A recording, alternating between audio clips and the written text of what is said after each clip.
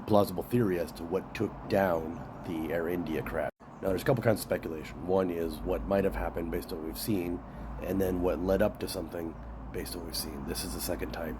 It's coming from Gary B. Pilot. If you want to watch the whole thing, hey, knock yourself out, please. But I'm going to try and condense it down and simplify it here. And yeah, he mentioned software issue. Who else has been saying that for almost since the beginning? Hello? So one of the things that cause a dual shutoff of both engines is the engines have a fuel shutoff valve, and it's spring-loaded. If it loses power, it shuts off fuel to the engines. Now, there's a reason for this, but on the Boeing plane, it's wired directly into multiple buses. On Airbus, it's wired directly to the battery, so if the buses go down, the batteries are automatically there.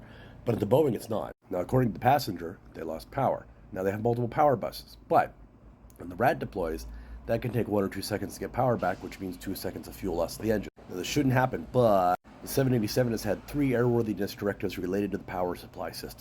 Not to mention the battery problem and the sparks in the electrical cabinets also. So the 787 has a history of electrical problems. That combined with it looks like the pilots may have tried to bring up the landing gear, but it stopped. So if something caused the whole electrical bus to go down, what happened is the computers would fight it out and try and restore. But if there's a bug in that logic and it takes like a second or two, which it appears happened because the RAT came down, and there was a similar precedent on a 787, although it was on landing and not quite exactly the same circumstances, but both engines got shut down. Take a look.